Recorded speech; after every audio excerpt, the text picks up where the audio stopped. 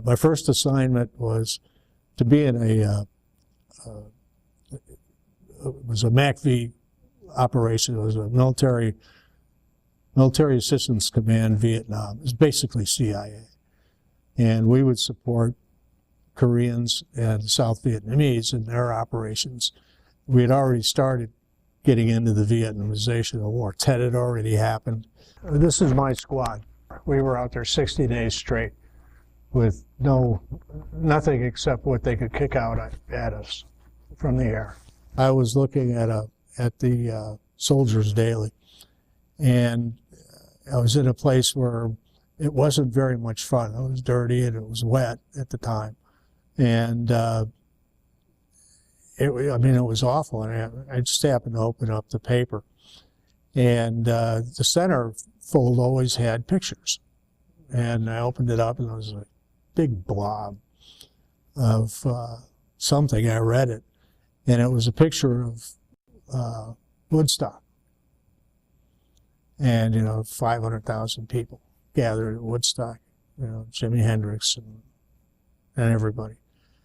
And I knew I was in the wrong place at that point because we were still dying. It goes beyond frustrating. It was, what am I doing here? Why is it taking so long to get us out of here? And it was all being done by the people in Paris. And we didn't know anything about that. None of us, only the guys in Kentucky would have had to have had a chance to be in a town called Paris, just right down the road. We didn't know from Paris what was going on there. And in the meantime, we kept dying. It's always the guys. Everything else was a lot of baloney.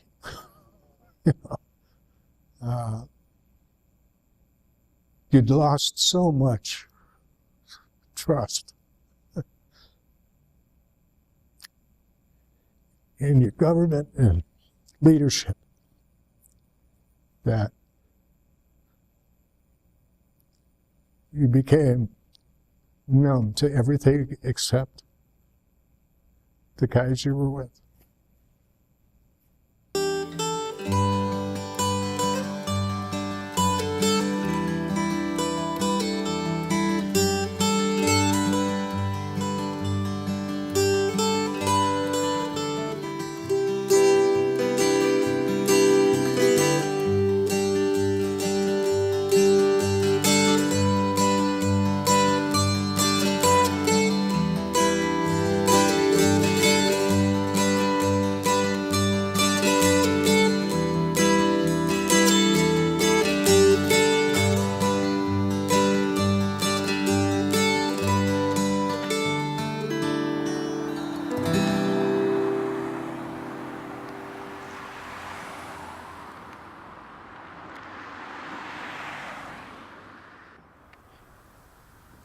The Veterans Memorial of Greater Cincinnati was dedicated on April 8, 1984.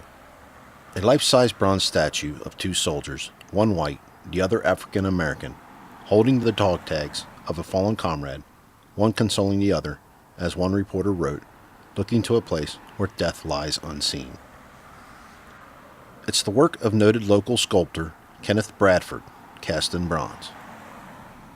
At its base, a marble pedestal with a simple map of Vietnam, paying tribute to those who served there from 1959 to 1975, with brass plaques representing each branch of the armed forces. The memorial stands in a secluded part of Eden Park, overlooking the Ohio River. A powerful yet simple tribute, but it was a complicated process creating it all the same. It was a political game, is what I heard. Army veteran David Scott is a member of Cincinnati's Chapter 10 of the Vietnam Veterans Association, the group that pushed to build a memorial in Eden Park.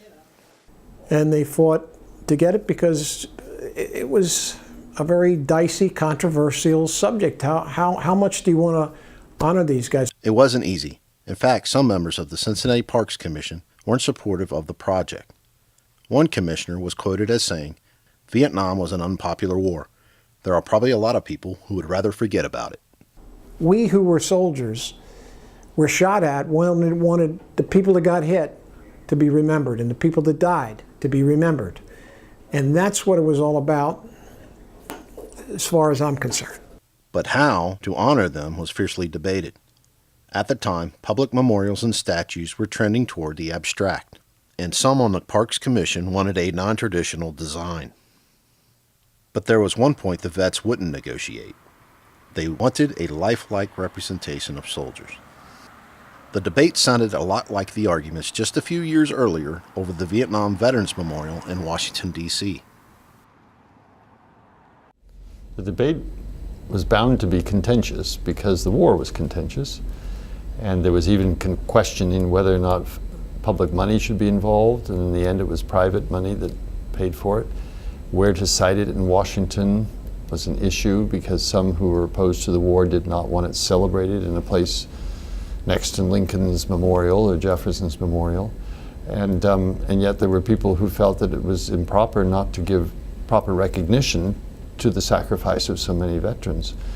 And then the fascinating development of how it was designed in a very imaginative way that caught many people as too imaginative. It was not conventional in its design, nor was the architect who developed it a conventional architect. She was still in architecture school. In addition to that, she was an Asian American, and there were some veterans who felt that only an American should be the designer. It was fraught with those kinds of controversies, and in the end, what's so inspiring is how the vast majority of people have become reconciled to its beauty, its integrity, its meaning, and have accepted it as a permanent and important addition to the monumental architecture of Washington, D.C.